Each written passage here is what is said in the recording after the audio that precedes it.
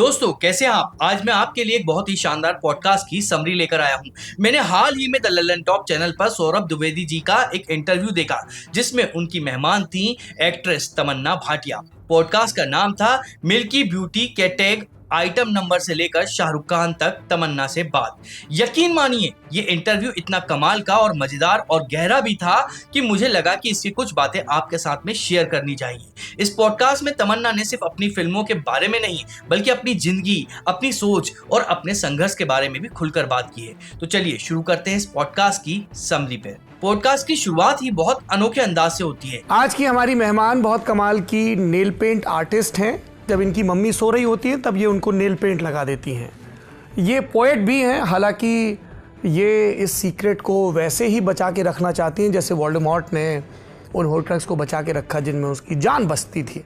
सौरभ द्विवेदी जी तमन्ना का परिचय देते हुए बताते हैं कि वो सिर्फ एक एक्ट्रेस नहीं, वो एक ज्वेलरी डिजाइनर हैं। वो अपने पिता के बिजनेस में हाथ बटाती हैं। वो एक कवयित्री हैं, मतलब पोएट्री लिखती हैं जो अपनी कविताएं दुनिया से छिपा कर रखती हैं। वो कॉफी की इतनी बड़ी शौकीन है कि सेट पर कभी अपनी कॉफी मशीन साथ लेकर चली जाती हैं। और तो और बचपन में वो डॉक्टर भी बनना चाहती थी। जब मैंने ये सुना तो मुझे लगा कि हम एक्ट्रेस के सिर्फ उनकी स्क्रीन के इमेज से जानते हैं, लेकिन उनके अंदर कितनी और प्रतिभाएं होती हैं ये हमसे छिपी रहती हैं। इंटरव्यू में एक बहुत ही इंटरेस्टिंग सवाल आता है मिल्की ब्यूटी टैग को लेकर। डेला 2 की रिलीज थी एंड समबडी सेड कि आप मिल्की ब्यूटी होते हुए साध्वी का रोल कैसे कर सकती हैं। ये पहले तो बताइए, मिल्की ब्यूटी ये टर्म कहाँ से आया?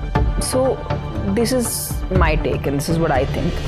तमन्ना बताती है कि साउथ में फैंस प्यार से अपने पसंदीदा कलाकारों को ऐसे टाइटल दे देते हैं, लेकिन इस टैग को लेकर विवाद तब हुआ जब किसी ने कहा कि मिल्की ब्यूटी साध्वी का किरदार कैसे निभा सकती है। इस पर तमन्ना ने बहुत गहरी बात कही। उन्होंने कहा कि जो लोग आपको कंट्रोल नहीं कर सकते हैं वो आप पर शर्म या अपराध बोध का इस्तेमाल करते हैं। ये लाइन सुनकर मुझे लगा कि ये सिर्फ फिल्म इंडस्ट्री पर ही नहीं बल्कि हमारी आम जिंदगी पर भी सटीक बैठती है। इस पॉडकास्ट की सबसे मजेदार बात यह है कि तमन्ना अपनी बहुत ही आम और मजेदार आदतों को भी शेयर करती हैं। उन्होंने बताया कि उन्हें समोसे इतने पसंद हैं कि वो उसके लिए लड़ भी सकती हैं। लेकिन आपकी माता जी ने कहा है कि एक बार वो गई तो उन्होंने देखा कि आपके कैंटीन मैनेजर आपको जबरी बोल रहे थे। Yeah. क्या कर I रही only थी? fight for food, sir. मैं सिर्फ समोसों के लिए लड़ सकती हूँ।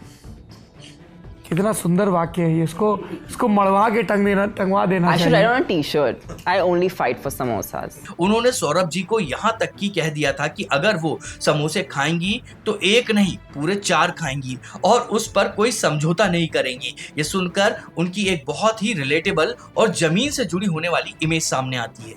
एक और बहुत मजेदार किस्सा उन्होंने अपने पिंपल हैक के बारे में बताया। I had a big pimple on my cheek and his reaction was like, आप लोगों को भी पिंपल आता है? I was like, of course आता है, मतलब बहुत सारे आते हैं। What's your pimple hack? Pimple hack, spit, थूक। उन्होंने हंसते हुए कहा कि उनका पिंपल हैक है सुबह की पहली थूक। जब मैंने ये सुना तो मैं भी हैरान रह गया, लेकिन उन्होंने इसका साइंटिफिक कारण भी बताया कि सुबह की लार मतलब सलाइवा में एंटीबैक्टीरियल गुण होते हैं। ये किस्सा दिखाता है कि वो कितनी बेबाक और मजेदार इंसान है।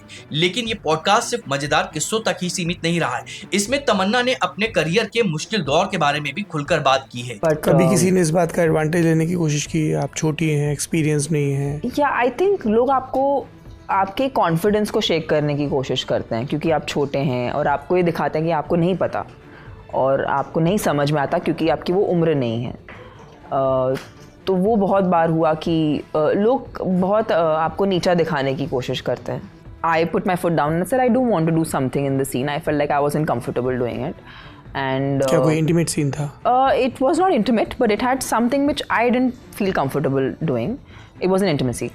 उन्होंने एक बहुत ही हिम्मत वाला किस्सा सुनाया कि कैसे साउथ के एक बहुत बड़े स्टार ने उन्हें सेट पर सिर्फ इसलिए हीरोइन बदलने की धमकी दी थी क्योंकि वो एक सीन करने में असहज महसूस कर रही थी। But it was one thing which I wasn't very comfortable doing, and I said, I'm not comfortable doing this.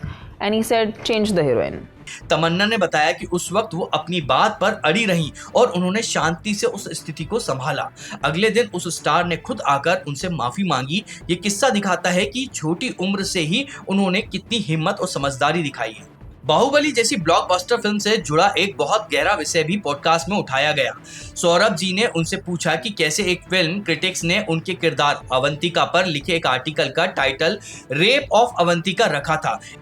आपके किरदार का नाम था अवंतिका जी, बाहुबली में, तो उनके उस रिव्यू का शीर्षक था रेप ऑफ अवंतिका, या कि कैसे अवंतिका के कंसेंट के बिना फिल्म का प्रोटैगनिस्ट उनको टैटू बना रहा है, ये सब लगा रहा है, उनके बाल खोल रहा है, and how this is problematic. या इस पर तमन्ना ने जो जवाब दिया वो उनकी सोच की गहराइयों को दिखाता है।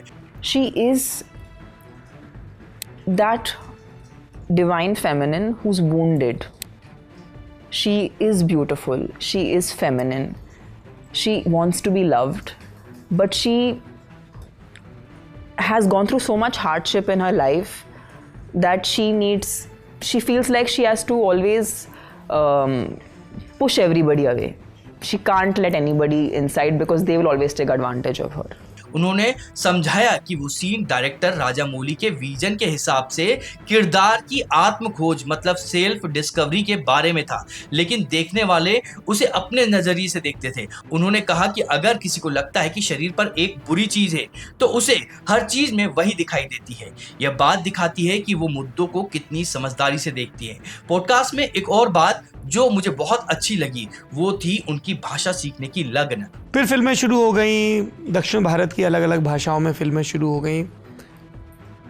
आप मुंबई में पली बढ़ी हैं और आपको शुरुआती सफलता तेलुगु फिल्मों में मिली। अभी हम हैप्पी डेज की बात कर रहे थे। भाषा सीखने का, एक दूसरी भारतीय भाषा सीखने का सिलसिला कैसे शुरू हुआ? Was it a conscious decision कि अब यहाँ काम करना है तो सीख लूँ, या वो धीमे धीमे पिक करने लगी लैंग्वेज? कैसे हुआ वो?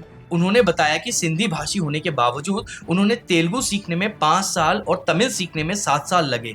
उन्होंने ऐसा इसलिए किया ताकि वो अपने किरदारों और वहाँ की ऑडियंस के साथ ईमानदारी से जुड़ सकें, और ये उनके काम के प्रति समर्पण को बहुत अच्छे से दिखाता है। और ये मैं जानती थी कि मेरी अगली 10, 15, 12 कितने भी साल मैं ये ज़िंदगी जीने वाली हूँ। ये इसका सोच ही मेरे लिए काफ़ी था कि मुझे भाषा सीखनी चाहिए। तमन्ना ने अपनी आध्यात्मिक यात्रा के बारे में भी बात की। उन्होंने बताया कि कैसे ईसा योग सेंटर के प्रोग्राम में उनकी जिंदगी बदल दी है और उन्हें जीवन में बहुत स्पष्टता दिखने लगी है। दिलचस्प बात यह है कि उन्हें इन प्रोग्राम के लिए एक्ट्रेस कंगना रानौत ने ही प्रेरित किया था। So I was definitely supporting the Save Soil program and all the amazing things that the foundation was already doing for so many different purposes which were very good for our planet. And then I met Kangana on the plane. आखिर में तमन्ना ने type casting पर भी बहुत अच्छी बात कही है। उन्होंने कहा कि दुनिया का सबसे बड़ा जेल तब होता है जब आप अपने आप को एक बॉक्स में रखते हैं। इंडस्ट्री में मेल और फीमेल दोनों एक्टर्स का एक डर ये रहता है टाइप कास्ट होने का जी। लेकिन जैसे मेल एक्टर्स हैं, आज एक एक्शन फिल्म कर ली, कल कोई दूसरा किरदार निभा लिया। क्या मेल एक्टर्स के कंपैरिजन में फीमेल एक्टर्स के लिए उस इमेज से बाहर निकलना ज़्यादा मुश्किल होता है? आपने क्या महसूस किया है? उन्होंने बताया कि वो अलग अलग तरह के किरदार निभाकर इस बॉक्स को तोड़ती रही हैं, चाहे वो बबली बाउंसर हो या फिर लस्ट स्टोरी 2। तो दोस्तों, कुल मिलाकर इस पॉडकास्ट से ये समझ में आता है कि तमन्ना भाटिया सिर्फ एक ग्लैमरस स्टार नहीं बल्कि एक बहुत ही समझदार, मजबूत, आध्यात्मिक और जमीन से जुड़ी हुई इंसान है। उनकी बातें सुनकर आपको लगेगा कि सफलता के लिए सिर्फ टैलेंट ही नहीं बल्कि हिम्मत, समझदारी और खुद पर विश्वास भी होना चाहिए। तो ये बस कुछ बातें थी जो मैंने आपके साथ में शेयर करी। पूरी बातचीत तो इससे कहीं ज़्यादा दिलचस्प और गहरी है। अगर आप ये पूरा इंटरव्यू देखना चाहते हैं तो मैंने द लल्लन टॉप के ओरिजिनल वीडियो का लिंक नीचे डिस्क्रिप्शन में दे दिया है। आप वहां जाकर इसे जरूर देख सकते हैं। आपको बहुत कुछ सीखने और जानने को मिलेगा। उम्मीद है आपको यह समरी पसंद आई होगी। अगर हाँ, तो आप इस वीडियो को लाइक करके हमारे चैनल को सब्सक्राइब कर दीजिएगा। तो चलिए आगे फिर कभी मिलते हैं किसी और बहुत अच्छे सुपर पॉडकास्ट की समरी पर।